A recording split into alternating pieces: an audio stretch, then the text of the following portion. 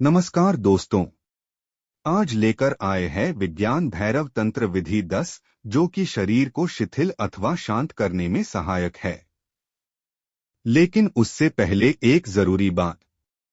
आचार्य ओशो को सुनने या पढ़ने से पहले ये एक निश्चित अनिवार्यता है कि आपको एकांत में एकाग्र होकर ही ये सुनना या पढ़ना होता है। अगर आपका ध्यान हल्का सा भी इधर उधर हुआ तो वहीं से आपको चीजें समझ आना बंद हो जाएगी। आप सभी हमारे चैनल को सब्सक्राइब कर लें और साथ ही अगर आपको ओशो से संबंधित किताब चाहिए तो चैनल डिस्क्रिप्शन में टेलीग्राम चैनल है। अगर आप वीडियो पर कमेंट करेंगे तो ग्रुप में वो पुस्तक की पीडीएफ डाल दी जाएगी। तंत्र विधि 10, शिथिल होने की पहली विधि। प्रिय देवी, प्रेम किए जाने के क्षण में प्रेम में ऐसे प्रवेश करो जैसे कि वह नित्य जीवन हो। शिव प्रेम से शुरू करते हैं। पहली विधि प्रेम से संबंधित है, क्योंकि तुम्हारे शिथिल होने के अनुभव में प्रेम का अनुभव निकटतम है। अगर तुम प्रेम नहीं कर सकते हो तो तुम शिथिल भी नहीं हो सकते हो, और अगर तुम शिथिल हो सके तो तुम्हारा जीवन प्रेमपूर्ण हो जाएगा। एक तनावग्रस्त आदमी प्रेम नहीं कर सकता। क्यों? क्योंकि तनावग्रस्त आदमी सदा उद्देश्य से, प्रयोजन से जीता है। वह धन कमा सकता है लेकिन प्रेम नहीं कर सकता, क्योंकि प्रेम प्रयोजन हित है।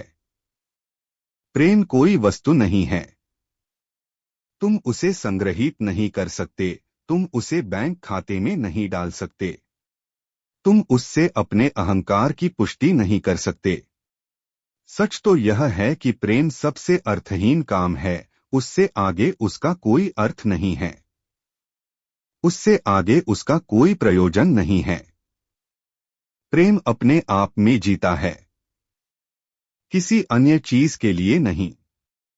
तुम धन कमाते हो किसी प्रयोजन से, वह एक साधन नहीं है। तुम मकान बनाते हो किसी के रहने के लिए, वह भी एक साधन है। प्रेम साधन नहीं है। तुम क्यों प्रेम करते हो? किस लिए प्रेम करते हो? प्रेम अपना लक्ष्य आप है। यही कारण है कि हिसाब किताब रखने वाला मन, तार्किक मन, प्रयोजन की भाषा में सोचने वाला मन प्रेम नहीं कर सकता।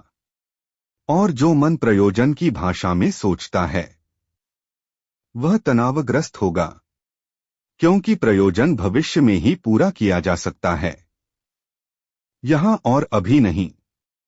तुम एक मकान बना रहे हो, तुम उसमें अभी ही नहीं रह सकते, पहले बनाना होगा। तुम भविष्य में उसमें रह सकते हो, अभी नहीं। तुम धन कमाते हो, बैंक बैलेंस भविष्य में बनेगा, अभी नहीं। अभी साधन का उपयोग कर सकते हो, साध्य भविष्य में आएंगे। प्रेम सदा यहाँ है और अभी है। प्रेम का कोई भविष्य नहीं है। यही वजह है कि प्रेम ध्यान के इतने करीब है। यही वजह है कि मृत्यु भी ध्यान के इतने करीब है, क्योंकि मृत्यु भी यहाँ और अभी है, वह भविष्य में नहीं घटती। क्या तुम भविष्य में मर सकते हो? वर्तमान में ही मर सकते हो। कोई कभी भविष्य में नहीं मरा। भविष्य में कैसे मर सकते हो? या अतीत में कैसे मर सकते हो?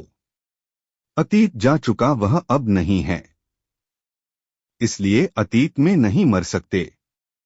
और भविष्य अभी आया नहीं है, इसलिए उसमें कैसे मरोगे? मृत्यु सदा वर्तमान में होती है। मृत्यु, प्रेम और ध्यान सब वर्तमान में घटित होते हैं। इसलिए अगर तुम मृत्यु से डरते हो तो तुम प्रेम नहीं कर सकते। अगर तुम मृत्यु से भयभीत हो तो तुम ध्यान नहीं कर सकते।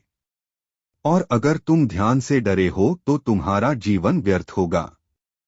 किसी प्रयोजन के अर्थ में जीवन व्यर्थ नहीं होगा।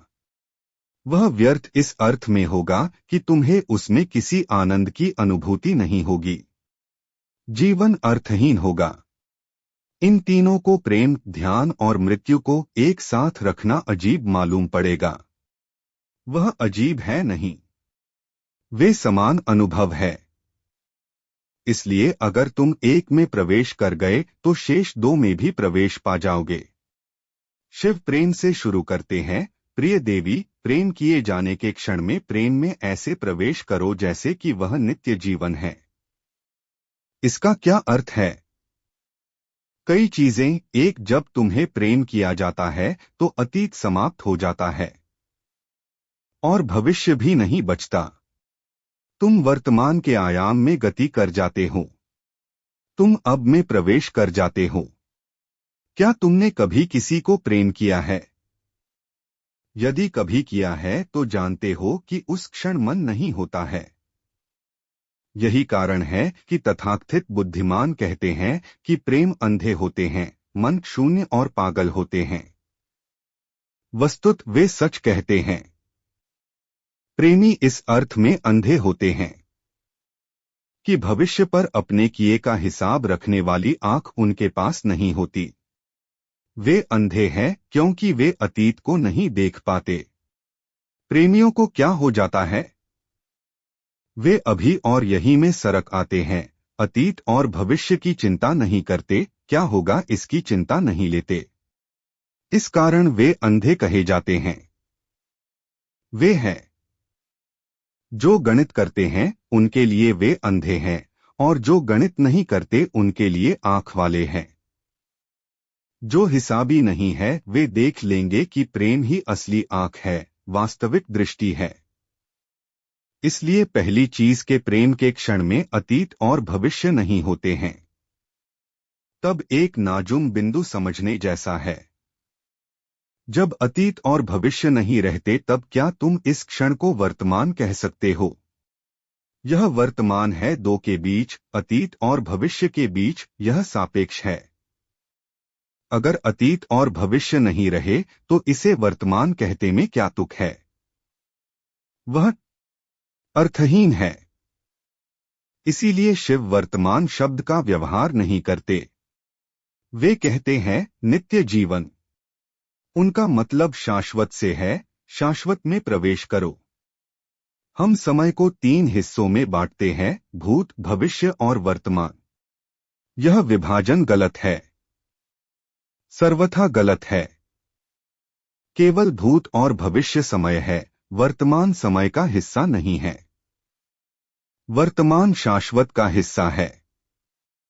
जो बीत गया वह समय है, जो आने वाला है समय है, लेकिन जो है वह समय नहीं है, क्योंकि वह कभी बीतता नहीं है। वह सदा है, अब सदा है, वह सदा है। यह अब शाश्वत है। अगर तुम अतीत से चलो तो तुम कभी वर्तमान में नहीं आते। अतीत से तुम सदा भविष्य में यात्रा करते हो। उसमें कोई क्षण नहीं आता जो वर्तमान हो। तुम अतीत से सदा भविष्य में गति करते रहते हो। आकर वर्तमान से तुम और वर्तमान में गहरे उतरते हो, अधिकाधिक वर्तमान में। यही नित्य जीवन है। इसे हम इस तरह भी कह सकते हैं, अतीत से भविष्य तक समय है। समय का अर्थ है कि तुम समतल भूमि पर और सीधी रेखा में गति करते हो, या हम उसे क्षैतिज कह सकते हैं। और जिस क्षण तुम वर्तमान में होते हो, आयाम बदल जाता है। तुम्हारी गति ऊर्ध्वाधर ऊपर नीचे हो जाती है। तुम ऊपर ऊंचाई की ओर जाते हो या नीचे गहराई की ओर जाते हो, लेकिन तब तुम्हारी गति क्षैतिज या समतल नहीं होती है। बुद्ध और शिव शाश्वत में रहते हैं, समय में नहीं। जीसस से पूछा गया कि आपके प्रभु के राज्य में क्या होगा। जो पूछ रहा था वह समय के बारे में नहीं पूछ रहा था। वह जानना चाहता था कि वहां उसकी वासनाओं का क्या होगा, वे कैसे पूरी होंगी। वह पूछ रहा था कि क्या वहां अनंत जीवन होगा या वहां मृत्यु भी होगी। क्या वहां दुख भी रहेगा और छोटे और बड़े लोग भी होंगे। जब उसने पूछा कि आपके प्रभु के राज्य में क्या होगा, तब वह इसी दुनिया की बात पूछ रहा था। और जीसस ने उत्तर दिया, यह उत्तर जैन संत के उत्तर जैसा है, वहां समय नहीं होगा। जिस व्यक्ति को यह उत्तर दिया गया था उसने कुछ नहीं समझा होगा। जीसस ने इतना ही कहा, वहां समय नहीं होगा। क्यों? क्योंकि समय क्षैतिज है और प्रभु का राज्य ऊर्ध्वगामी है। वह शाश्वत है। वह सदा यहाँ है। उसमें प्रवेश के लिए तुम्हें समय से हट भर जाना है। तो प्रेम पहला द्वारा है। इसके द्वारा तुम समय के बाहर निकल सकते हो। यही कारण है कि हर आदमी प्रेम चाहता है, हर आदमी प्रेम करना चाहता है। और कोई नहीं जानता है कि प्रेम को इतनी महिमा क्यों दी जाती है। प्रेम के लिए इतनी गहरी चाह क्यों है? और जब तक तुम यह ठीक से न समझ लो, तुमने प्रेम कर सकते हो और न पा सकते हो। क्योंकि इस धरती पर प्रेम गहन से गहन घटना है। हम सोचते हैं कि हर आदमी जैसा वह है प्रेम करने को सक्षम है। वह बात नहीं है। और इसी कारण से तुम प्रेम में निराशा होते हो। प्रेम एक और ही आयाम है। यदि तुमने किसी को समय के भीतर प्रेम करने की कोशिश की तो तुम्हारी कोशिश हारेगी। समय के रहते प्रेम संभव नहीं है। मुझे एक कथा याद आती है। मीरा कृष्ण के प्रेम में थी। वह गृहिणी थी, एक राजकुमार की पत्नी। राजा को कृष्ण से ईर्ष्या होने लगी। कृष्ण थे नहीं। वे शरीर से उपस्थित नहीं थे। कृष्ण और मीरा की शारीरिक मौजूदगी में 5000 वर्षों का फासला था। इसलिए यथार्थ में मीरा कृष्ण के प्रेम में कैसे हो सकती थी? समय का अंतराल इतना लंबा था। एक दिन राणा ने मीरा से पूछा, तुम अपने प्रेम की बात किए जाती हो, तुम कृष्ण के आसपास नाचती गाती हो, लेकिन कृष्ण है कहाँ? तुम किसके प्रेम में हो? किससे सतत बातें किए जाती हो? मीरा ने कहा, कृष्ण यहाँ है, तुम नहीं हो। क्योंकि कृष्ण शाश्वत है। तुम नहीं हो, वे यहाँ सदा होंगे। सदा थे। वे यहाँ है, तुम यहाँ नहीं हो। एक दिन तुम यहाँ नहीं थे, किसी दिन फिर यहाँ नहीं होगे। इसलिए मैं कैसे विश्वास करूं कि इन दो अनस्तित्व के बीच तुम हो? दो अनस्तित्व के बीच अस्तित्व क्या संभव है? राणा समय में है और कृष्ण शाश्वत में है। तुम राणा के निकट हो सकते हो, लेकिन दूरी नहीं मिटाई जा सकती। तुम दूर ही रहोगे। और समय में तुम कृष्ण से बहुत दूर हो सकते हो, तो भी तुम उनके निकट हो सकते हो। यह आयाम ही और है। मैं आपने सामने देखता हूं, वहां दीवार है। फिर मैं अपनी आंखों को आगे बढ़ाता हूं और वहां आकाश है। जब तुम समय में देखते हो तो वहां दीवार है। और जब तुम समय के पार देखते हो तो वहां खुला आकाश है, अनंत आकाश। प्रेम अनंत का द्वार खोल सकता है। अस्तित्व की शाश्वतता का द्वार। इसलिए अगर तुमने कभी सच में प्रेम किया है तो प्रेम को ध्यान की विधि बनाया जा सकता है। यह वहां विधि है, प्रिय देवी, प्रेम किए जाने के क्षण में प्रेम में ऐसे प्रवेश करो जैसे कि यह नित्य जीवन हो। बाहर बाहर रहकर प्रेमी मत बनो, प्रेमपूर्ण होकर शाश्वत में प्रवेश करो। जब तुम किसी को प्रेम करते हो तो क्या तुम वहां प्रेमी की तरह होते हो? अगर होते हो तो समय में हो और तुम्हारा प्रेम झूठा है, नकली है। अगर तुम अब भी वहां हो और कहते हो कि मैं हूं, तो शारीरिक रूप से नजदीक होकर भी आध्यात्मिक रूप से तुम्हारे बीच दो ध्रुवों की दूरी कायम रहती है। प्रेम में तुम न रहो, सिर्फ प्रेम रहे, इसलिए प्रेम ही हो जाओ। अपने प्रेमी या प्रेमिका को दुलार करते समय दुलार ही हो जाओ। चुंबन लेते समय चूसने वाले या चूमे जाने वाले मत रहो, चुंबन ही बन जाओ। अहंकार को बिल्कुल भूल जाओ। प्रेम के कृत्य में धुल मिल जाओ। कृत्य में इतनी गहरे समा जाओ कि कर्ता न रहे। और अगर तुम प्रेम में नहीं गहरे उतर सकते तो खाने और चलने में गहरे उतरना कठिन होगा। बहुत कठिन होगा, क्योंकि अहंकार को विसर्जित करने के लिए प्रेम सबसे सरल मार्ग है। इसी वजह से अहंकारी लोग प्रेम नहीं कर पाते।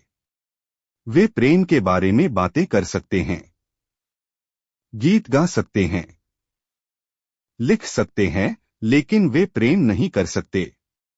अहंकार प्रेम नहीं कर सकता है। शिव कहते हैं, प्रेम ही हो जाओ। जब आलिंगन में हो तो आलिंगन हो जाओ। चुंबन लेते समय चुंबन हो जाओ। अपने को इस पूरी तरह भूल जाओ कि तुम कह सको कि मैं अब नहीं हूं, केवल प्रेम है। तब हृदय नहीं धड़कता है, प्रेम की धड़कता है। तब खून नहीं दौड़ता है, प्रेम ही दौड़ता है। तब आंखें नहीं देखती है, प्रेम ही देखता है। तब हाथ छूने को नहीं बढ़ते हैं, प्रेम ही छूने को बढ़ता है। प्रेम बन जाओ और शाश्वत जीवन में प्रवेश करो। प्रेम अचानक तुम्हारे आयाम को बदल देता है। तुम समय से बाहर फेंक दिए जाते हो। तुम शाश्वत के आमने सामने खड़े हो जाते हो। प्रेम गहरा ध्यान बन सकता है, गहरे से गहरा। और कभी कभी प्रेमियों ने वह जाना है जो संतों ने भी नहीं जाना। कभी कभी प्रेमियों ने उस केंद्र को छुआ है जो अनेक योगियों ने नहीं छुआ। शिव को अपनी प्रिया देवी के साथ देखो। उन्हें ध्यान से देखो। वे दो नहीं मालूम होते, वे एक ही है। यह एकांत इतना गहरा है। हम सबने शिवलिंग देखे हैं। ये लैंगिक प्रतीक है। शिव के लिंग का प्रतीक है। लेकिन वह अकेला नहीं है, वह देवी की योनि में स्थित है। पुराने दिनों के हिंदू बड़े साहसी थे। अब जब तुम शिवलिंग देखते हो तो याद नहीं रहता कि यह एक लैंगिक प्रतीक है। हम भूल गए हैं। हमने चेष्टापूर्वक इसे पूरी तरह भुला दिया है। प्रसिद्ध मनोवैज्ञानिक जुंग ने अपनी आत्मकथा में अपने संस्मरणों में एक मजेदार घटना का उल्लेख किया है। वह भारत आया और कोणार्क देखने को गया। कोणार्क के मंदिर में शिवलिंग है।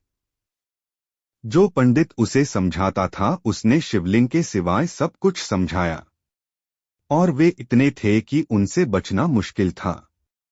जुंग तो सब जानता था, लेकिन पंडित को सिर्फ चिढ़ाने के लिए पूछता रहा कि ये क्या है। तो पंडित ने आखिर जुंग के कान में कहा कि मुझे यहां मत पूछिए, मैं पीछे आपको बताऊंगा। यह गोपनीय है। जुंग मन ही मन हंसा होगा। ये है आज के हिंदू। फिर बाहर आकर पंडित ने कहा कि दूसरों के सामने आपका पूछना उचित न था। अब मैं बताता हूं। यह गुप्त चीज है। और तब फिर उसने जुंग के कान में कहा, यह हमारे गुप्तांग है। जुंग जब यहां से वापस गया तो वहां वह एक महान विद्वान से मिला। पूर्वीय चिंतन मिथक और दर्शन के विद्वान हेनरिक जिमर से। जुंग ने यह किस्सा जिमर को सुनाया।